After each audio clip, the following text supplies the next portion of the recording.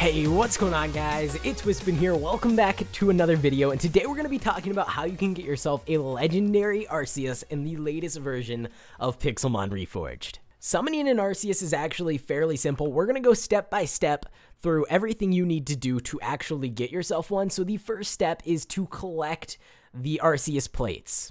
So for this step, we actually are going to have to recruit the help of our ARCEUS here, and we're going to go ahead and run outside and jump into a battle with a Mega Boss Pokemon. The only way to obtain these different plates is to actually battle the Mega Boss Pokemon that spawn randomly around the world. Let's go ahead and jump into battle with this Blastoise here and see if we can manage to get ourselves one of these 17 plates. So I did decide to use ARCEUS because its Mega version was just added back into the mod, so we're going to go ahead and Mega Evolve and use Thunderbolt on this Blastoise, and hopefully we can manage to take it out and get ourselves one of the 17 plates. Now, we're only going to go for one. I'm going to spawn in the rest, but you can just repeat this process over and over in order to get yourself all of the different plates.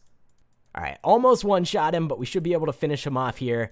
And I accidentally clicked Flamethrower, but that's fine. Let's see. Okay, so there we go. We actually got ourselves a Sky Plate from defeating that Mega Boss. So we'll go ahead and hang on to this Sky Plate. We can toss everything else away.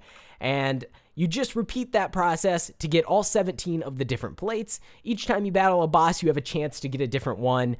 And then once you have all 17, you move on to the next step, which is locating the ARCEUS.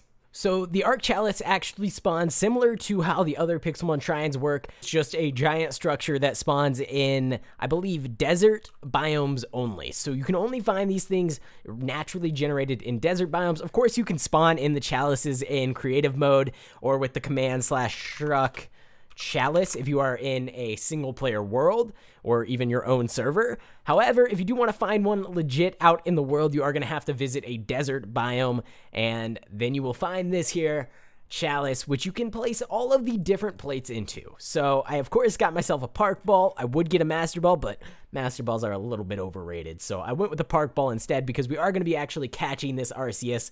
But first up, we need to place all of the different plates into the chalice, which this just looks amazing. They're all color-coded for the different colors of the actual plates, and then the particles go out just like this, and it will build sort of a ring of little particle effects, little flares. I don't know what you would call these things, but it does look really cool. Can we put multiple in at the same time? I don't think so. We have to actually wait for the effects of all of these to go out individually, but to be fair, it does look really cool, so I don't really mind taking the time to do this.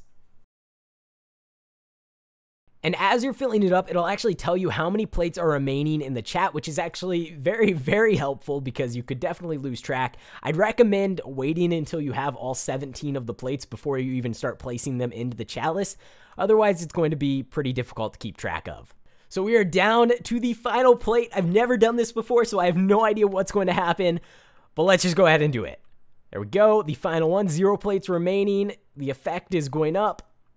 And whoa, okay. They're starting to spin. They're starting to spin. This is really cool. I'm going to take a screenshot because it looks pretty cool. Let's see.